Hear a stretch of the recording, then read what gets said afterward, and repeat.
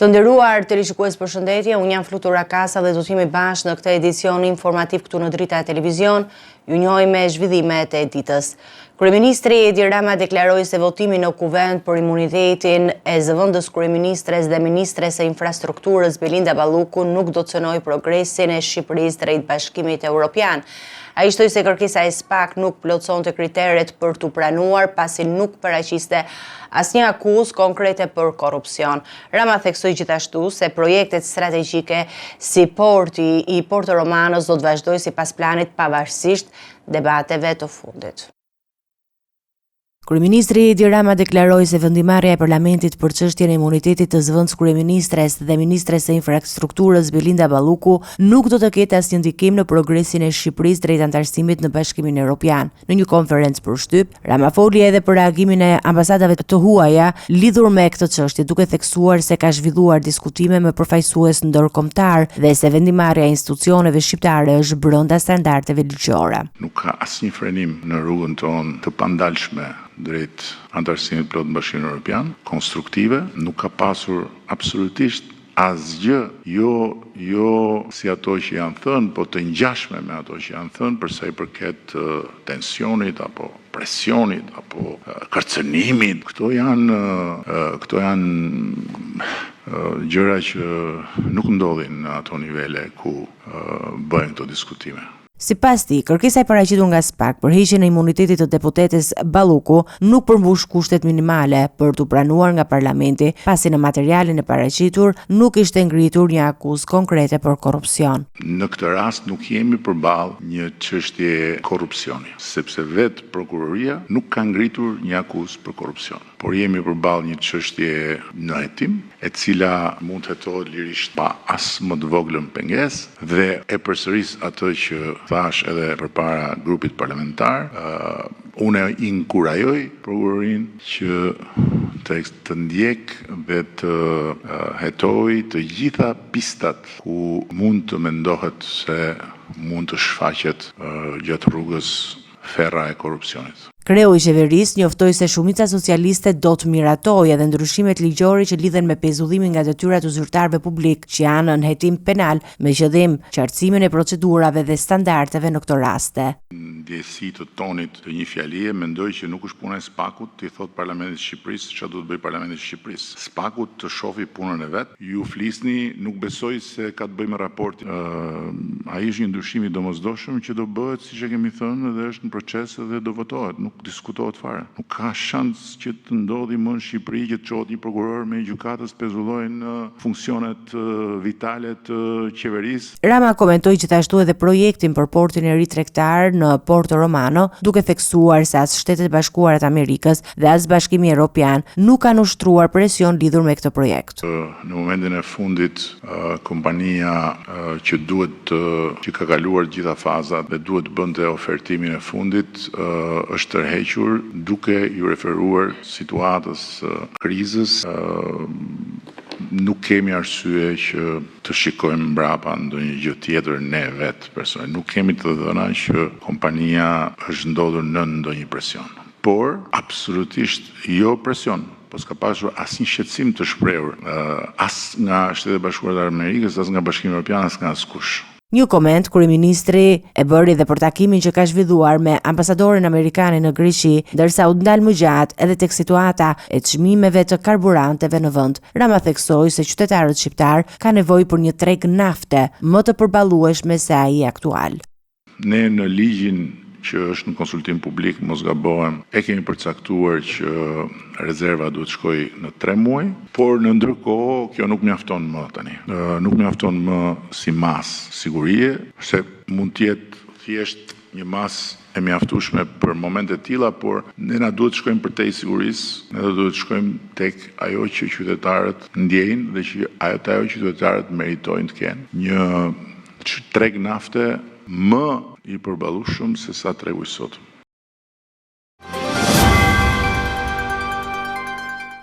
Partia Socialiste e Shqipërisë ka propozuar që Shqipëria të shpallë Republikën Islamike të Iranit shtet sponsor të terrorizmit dhe Gardën Revolucionare Islamike organizat terroriste.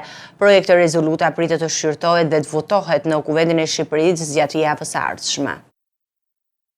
Shqipëria mund të ndërmarrë një hap të ri politik dhe diplomatik ndaj Republikës Islamike të Iranit. Partia Socialiste ka propozuar në Kuvendin e Shqipërisë një projekt rezolut për të shpallur Iranin shtet sponsor të terrorizmit, ndërsa Garda Revolucionare Islamike dhe organizata Hezbollah të cilësohen organizata terroriste. Kryeministri Edi Rama deklaroi se parlamenti do të ftohet javën e ardhshme të votojë për këtë rezolut, duke e cilësuar regjimin në Iran si një regjim që sipas tij mbështet terrorizmi në nivel ndërkombëtar. Javën që vjen, Parlamenti i Shqipërisë do të ftohet të votojë një rezolut për ta shpallur Republikën Khomeiniste të Iranit. Unë me gojë nuk e them dot islamike, sepse ajo republikë nuk ka asnjë lidhje me Islamin, sipas asaj që unë di dhe sipas asaj që unë çmoj tek Islami, shtet sponsor të terrorizmit. Dhe bashkë me këtë do të shpallet organizatë terroriste Garda Republikane e Iranit dhe Hezbollah, që dyja.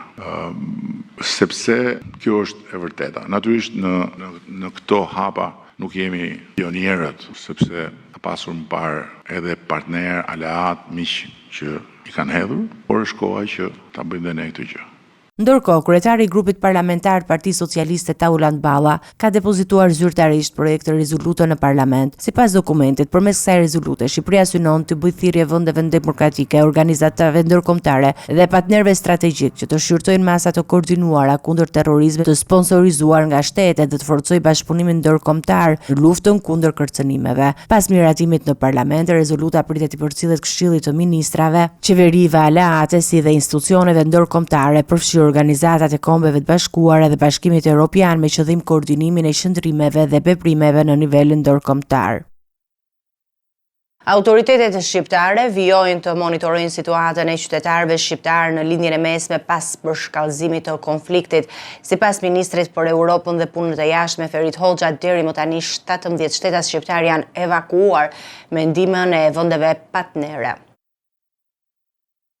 Që nga nisja e konfliktit në lindjen e mesme, institucionet shqiptare kanë ngritur një shtab të posaçëm për të ndjekur situatën e qytetarëve shqiptar që ndodhen në vendet e prekura nga lufta. Shtabi është në kontakt të vazhdueshëm me përfaqësuesit diplomatik të Shqipërisë në rajon dhe me vetë qytetarët shqiptar që jetojnë apo qëndrojnë përkohësisht në këto vende. Gjatë raportimit në Komisionin për Politikën e Jashtme, ministri për Europën dhe Punën e Jashtme Ferit Hoxha bëri një bilanc të situatës së deritanishme.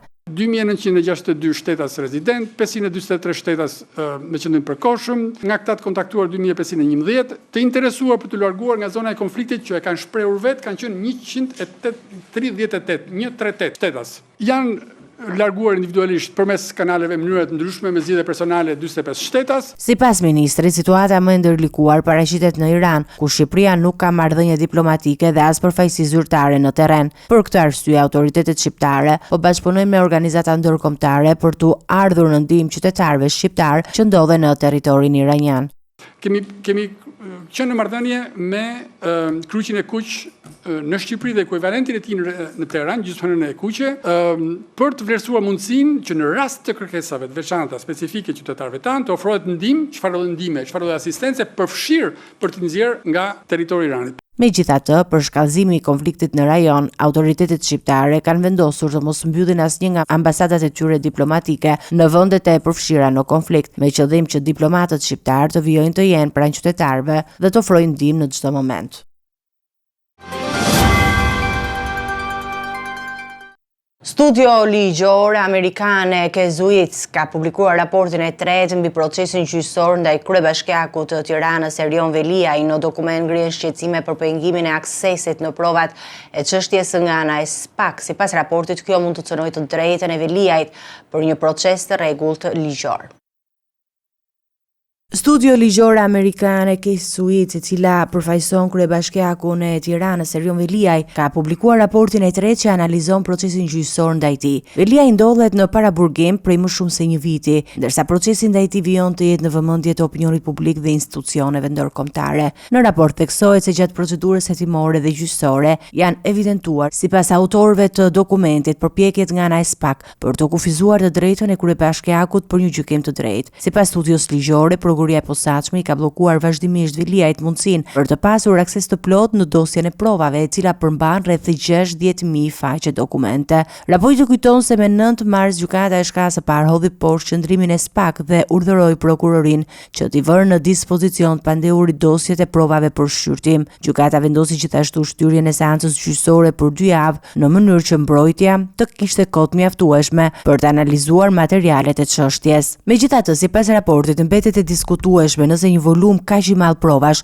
mund të shqyrtohet në mënyrë efektive brenda një periudhe kaq të shkurtër kohe. Sipas studios ligjore, lobimi nuk është ndër kriteret e parashikuara nga ligji për të justifikuar ndalimin e një të pandehuri. Ka edhe një arsye pse SPAK e ka përdorur atë për këtë qëllim, për të ndëshkuar dhe për t'u akmarrë ndaj kryetarit Viliaj për ushtrimin e së drejtës së tij demokratike, për t'u drejtuar institucioneve me kërkesa, gjë që në fakt ka nxjerrë në pashkelet e shumta të procesit të rregullt ligjor nga SPAK në çështjen e tij. Ndërkohë, partneri i studios, Daniel Fetterman, e ka cilësuar shqetësues përdorimin e aktiviteteve të lishme të lobimit si argument për paraburgim. Ai ka bërë thirrje që institucionet amerikane të shqyrtojnë situatën duke shtuar se për këtë çështje janë dërguar letra drejtuar Departamentit të Shtetit Amerikan dhe Departamentit të Drejtësisë. Raporti i tretë i studios pritet të shtojë debatin mbi mënyrën e zhvillimit të procesit gjyqësor ndaj Viliajt, ndërsa çështja mbetet një nga më të diskutuarat në shkeljet politike dhe juridike në vend. Gjykata kushtetuese ka rrëzuar ankimimin e ish-ministrit të Shëndetësisë Ilir Beqaj për masën e sigurisë personal arrest në burg. Sipas vendimit, caktimi i paraburgimit është i lishëm dhe proporcional me veprat penale që i atribuohen. Kushtetuesi ia thekson se masa ishte një përputhje me procedurat dhe kishte për qëllim garantimin e mbarvajtjes së procesit penal.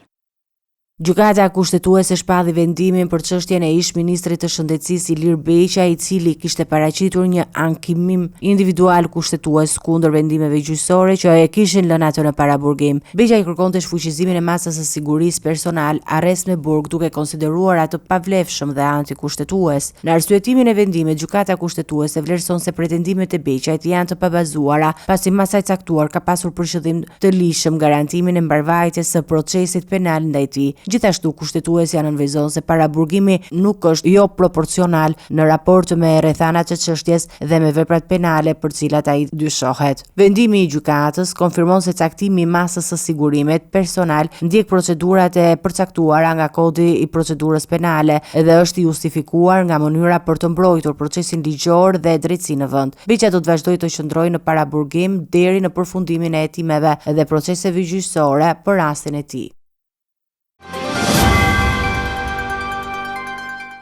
Një histori dashurie e nisur që në bankat e gjimnazit përfundoi në mënyrë tragjike për 25 vjeçaren Joana Nikolli, pas ndarjes nga bashkëshorti i saj, Eraldo Fizi. E reja ishte transferuar në Tiranë për të nisur një jetë të re, por ngjarjet e fundit kanë ngritur dyshime serioze për dhunë dhe presion ndaj saj. Joana Nikolli dhe ish-bashkëshorti i saj, Eraldo Fizi, njiheshin prej vitesh që nga koha kur të dy frekuentonin të njëjtin gjimnaz. Marrëdhënia mes tyre u kthye në një histori dashurie që kulmoi me martesë në qershor të vitit 2025. Megjithatë, martesa zgjati vetëm 3 muaj pasi çifti vendosi të ndahej. Pas ndarjes, familjarët e 25 vjeçares vendosën që vajza të transferohej në Tiranë, pasi sipas tyre ish-bashkëshorti e shqetësonte her pas here. Joana kishte pak kohë që jetonte në kryeqytet në një apartament ku banonte bashkë me një shoqe të saj. E diplomuar për drejtësi, e reja priste të fillonte së shpejti edhe një punë në profesionin për cilën ishte diplomuar dhe ishte e lumtur për këtë mundësi. Ngjarjet morën një kthesë dramatike me 9 mars, ku ish-bashkëshorti i saj, Eraldo Fizi, shkoi pranë pallatit ku jetonte e reja. Joana zbriti poshtë bashkë me shoqen e saj, ku ndodhej dhe ai. Shoqja e shqetësuar për situatën qëndroi disa minuta me ta dhe më pas u ngjit në banesë. Dyshohet se gjatë kohës që qëndroi vetëm me të, 25 vjeçaria është dhunuar rënd nga ish-bashkëshorti.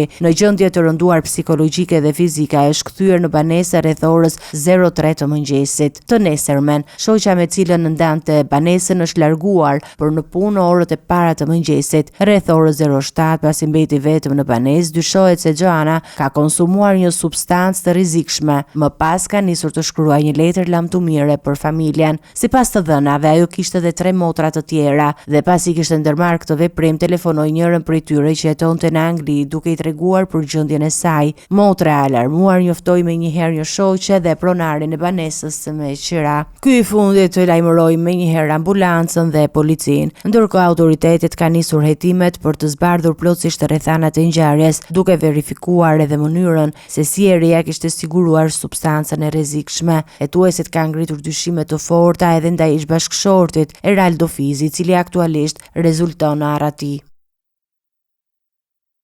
Agjencia e mbikëqyrjes policore ka pezulluar nga detyra inspektori Nervis Kaloti, oficer i patrullës së përgjithshme në policinë e Elbasanit. Ai dyshohet për kryerjen e veprave penale të shpërdorimit të detyrës dhe përkrahjes së autorit të krimit. AMP-ja njofton se ndaj tij janë ekzekutuar edhe masat e sigurisë për ndalim të daljes jashtë shtetit dhe detyrim për të paraqitur në policinë gjyqësore. Agjencia e mbikëqyrjes policore e rajonit Elbasan Korç ka zbatuar vendimin e gjykatës së shkallës së parë Elbasan duke pezulluar nga detyra inspektori Nervis Kaloti, i cili ushtronte detyrën e oficerit në patrullën e përgjithshme të policisë së Elbasanit. Sipas njoftimit të AMP-s, masat e sigurisë për Kalotin përfshin ndalimin e daljes jashtë shtetit dhe detyrimin për të paraqitur rregullisht në policinë gjyqësore, ndërkohë që hetimet për veprimtarinë e tij vijojnë në kuadër të procedimit penal të vitit 2025. Hetimet e deritanishme kanë zbuluar se inspektori, duke shpërdoruar detyrën, ka përkrahur persona me precedent penal në aktivitetet e tyre të kundërligjshme. AMP-ja ka bërë të ditur se hetimet vazhdojnë në dokumentimin e plotë të veprimtarisë së kundërligjshme, si dhe për identifikimin e personave të tjerë të përfshirë, duke u përpjekur të garantojnë që të gjithë të përfshirët të dalin para drejtësisë. Ky rast tekson rëndësinë e mbikëqyrjes së punonjësve të policisë dhe monitorimit të veprimeve të tyre, duke siguruar integritetin e institucioneve të zbatimit të ligjit në Shqipëri.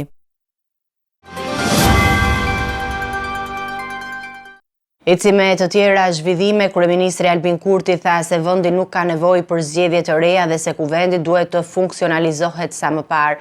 Ai kërkoi që gjykata kushtetuese e Kosovës të dalë me një akt vendim të qartë mbi procesin e zgjedhjes së presidentit. Kreu i LDK-s, Lumir Abdigjiku, tha se është i gatshëm për dialog sapo të publikohet vendimi i gjykatës.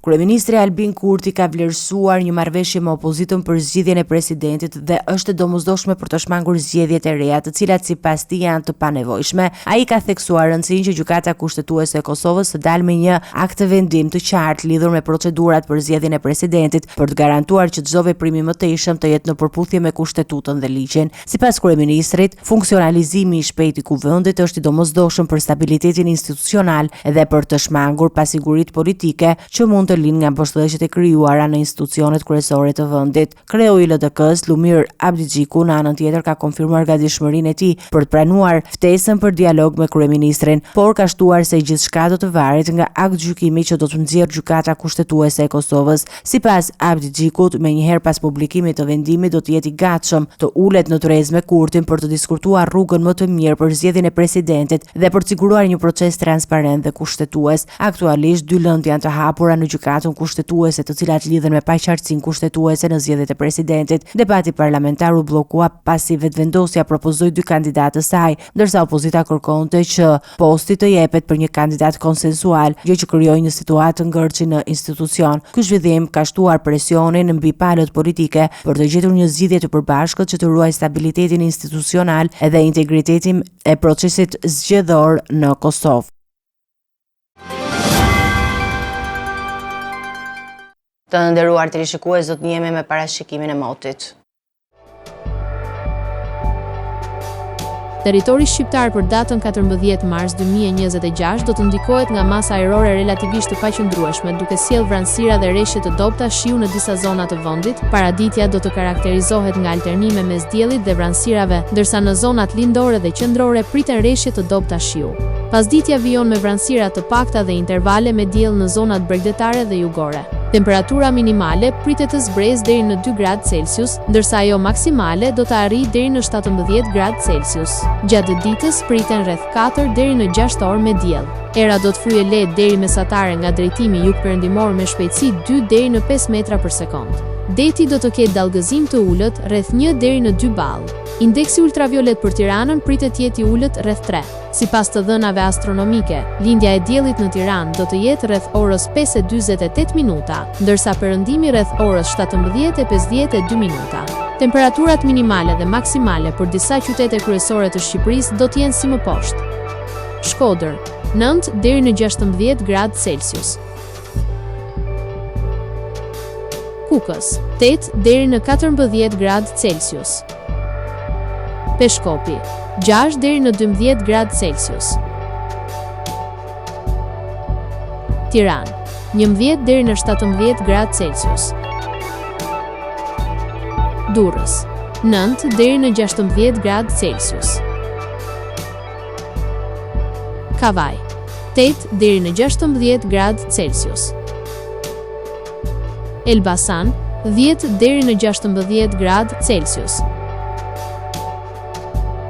Berat, 8 deri në 17 gradë Celsius. Korç, 2 deri në 10 gradë Celsius. Vlorë, 10 deri në 17 gradë Celsius. Gjirokastër, 7 deri në 15 gradë Celsius. Sarand, 9 deri në 16 gradë Celsius.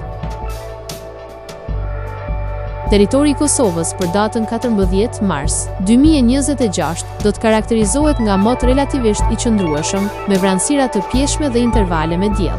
Paraditja do të jetë me vranësira të pakta, ndërsa në disa zona perëndimore priten reshje të dobta shiu.